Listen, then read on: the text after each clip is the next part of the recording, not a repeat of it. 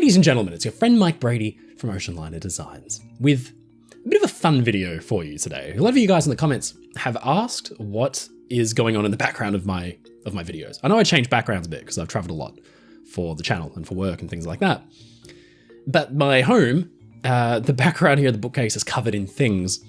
A lot of you guys have asked, hey, what's that? What's that in the background? What are you doing over there? What's this thing here? There's a lot going on, I admit. So what I thought I'd do is show you guys around some of my favorite artifacts.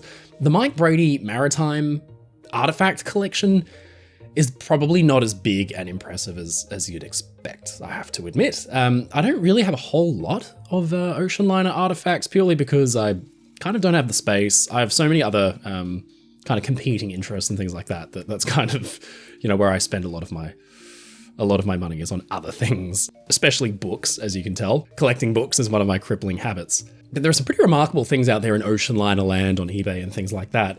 A lot of things I've collected, people have sent to me. They like the channel and they send me things as gifts, which is really, really overwhelmingly lovely. And I have a couple of those things to show you today. Some will make you laugh, some will make you cry. Here are some of my favorite things. So first of all, we have these little guys. These you can find in a lot of antiques and like opportunity shops, thrift shops around the world.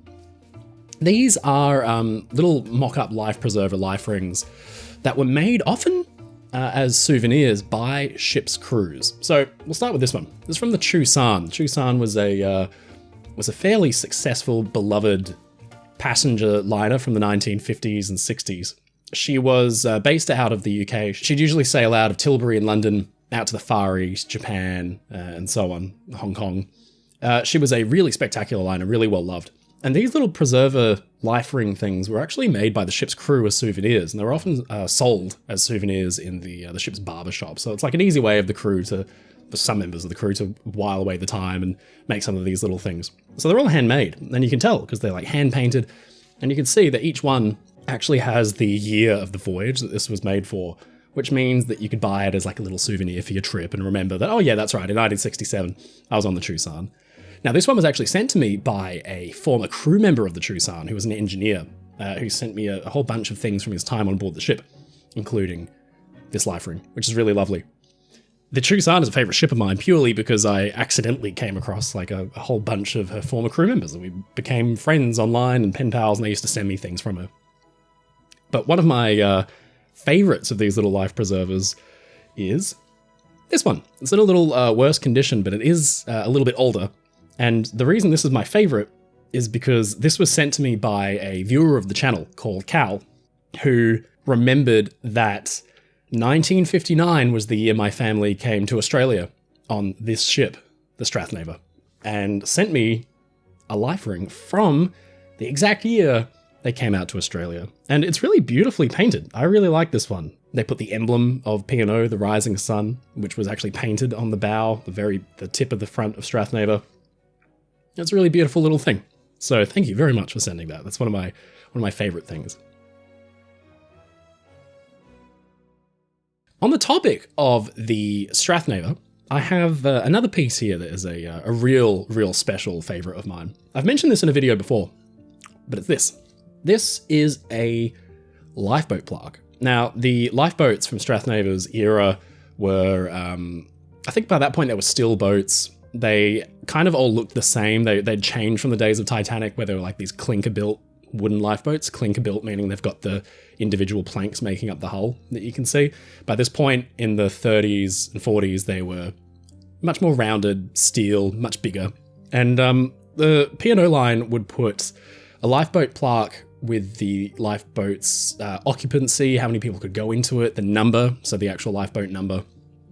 At the forward end, they'd also put one of these. So it's a plaque. It's made out of bronze or brass, I think. It's got the emblem for the P&O line, Quis separabit, which in Latin means who shall separate us, talking about the great expanse of the sea that P&O used to travel.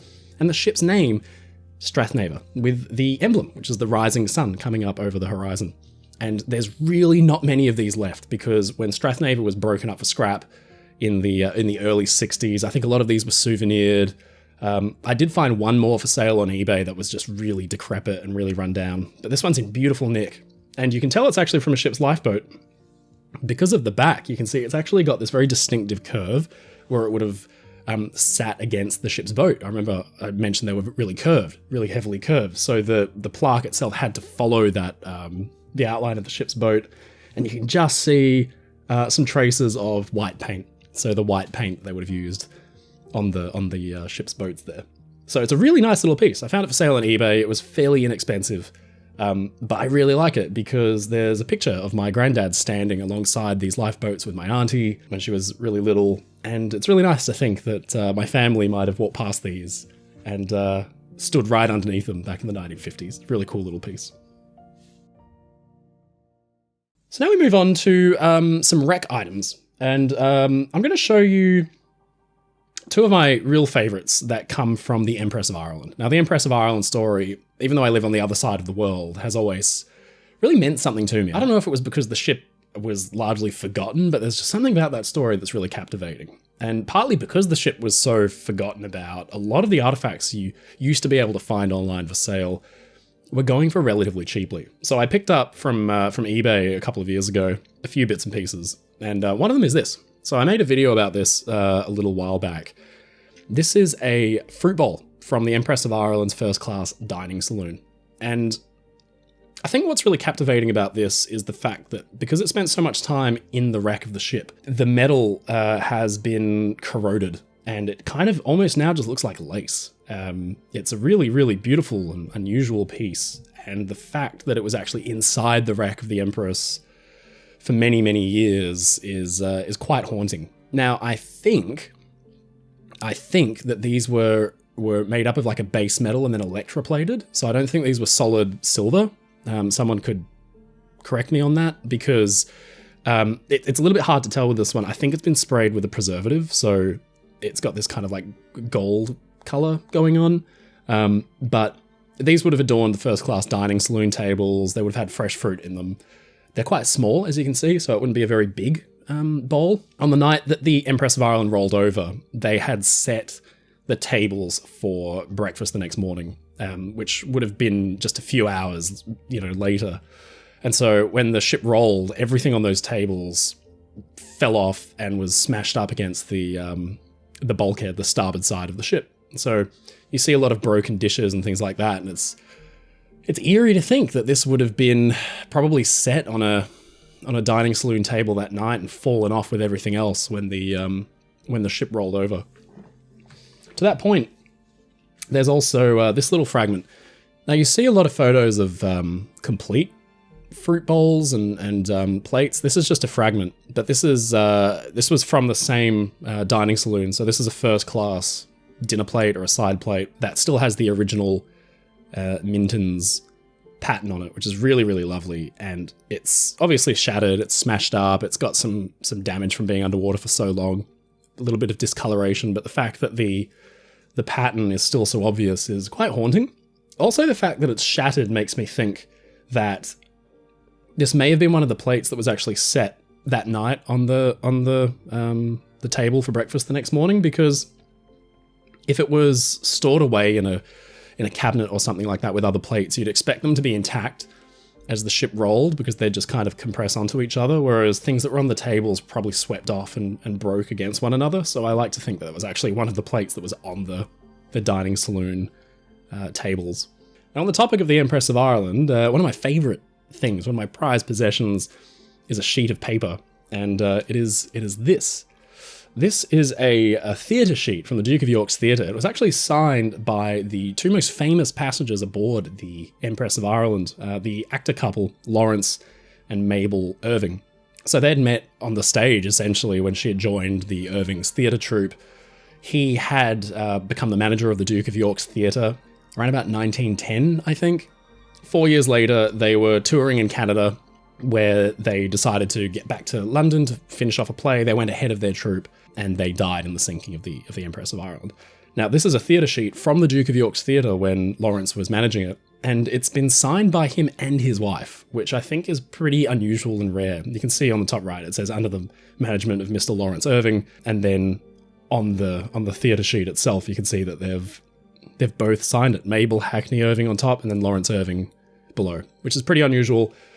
This was on eBay, and it was 10 Australian dollars, so like $6 US, because again, it kind of just flew under the radar, and nobody really knew or cared who the Irvings were because they had been lost on a ship that was largely forgotten to history. So we talked about them a lot in the documentary that we did last year on the Empress of Ireland, but it's a pretty remarkable piece of history that they both held this piece of paper and signed it all those years ago. Yeah, it's pretty haunting. I like that.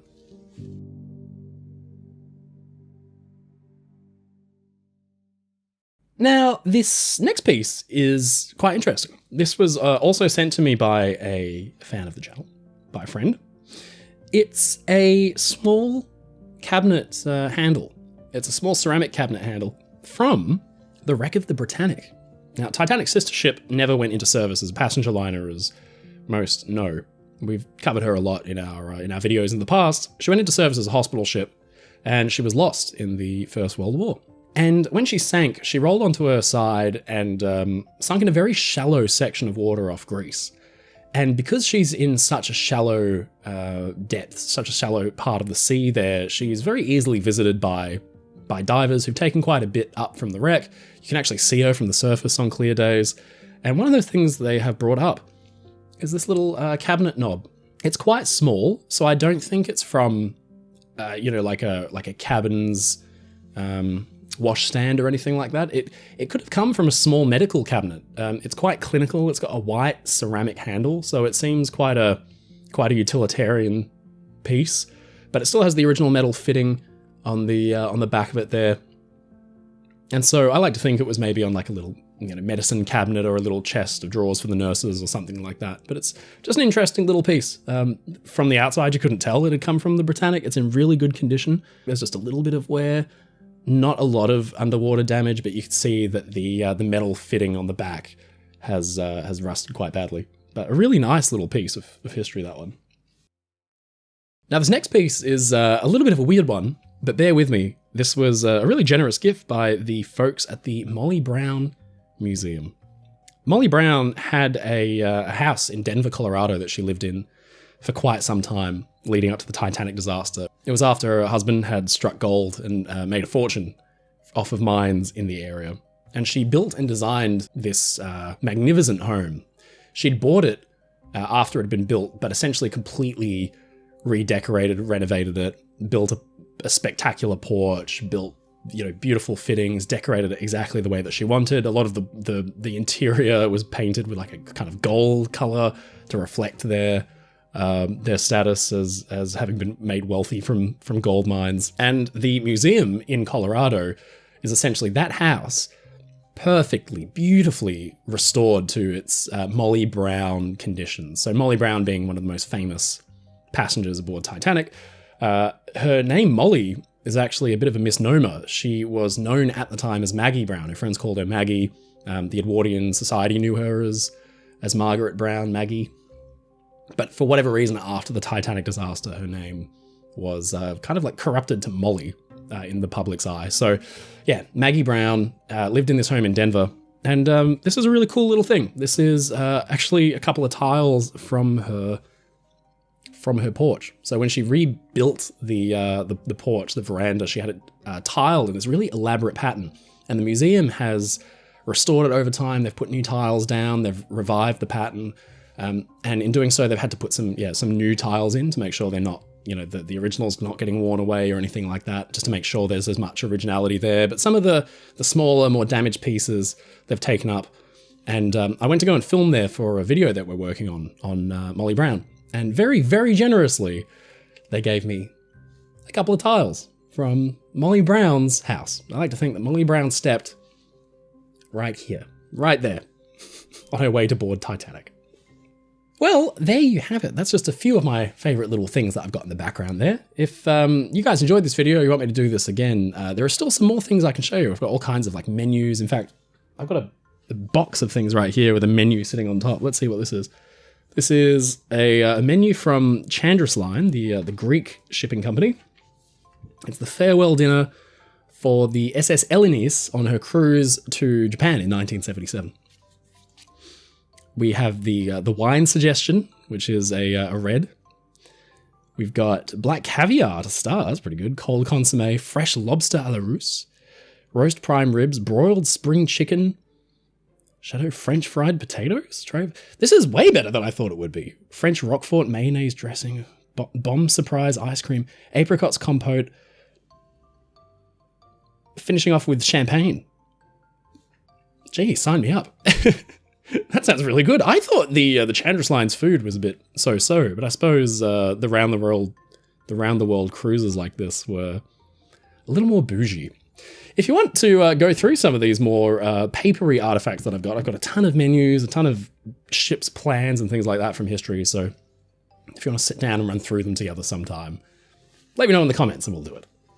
Well, until next time, stay safe, stay happy, and I'll see you then. Ladies and gentlemen, it's your friend Mike Brady from Oceanliner Designs. Thank you so much for watching this video. If you enjoyed it, please leave a comment below. And don't forget to subscribe to the channel because we get new videos out weekly. If you want to support my work and get really cool perks like behind the scenes and early access, please visit my Patreon in the link in the description below, or sign up as a YouTube member. Come and join the crew. And as always, stay safe, stay happy, and I'll see you again next time.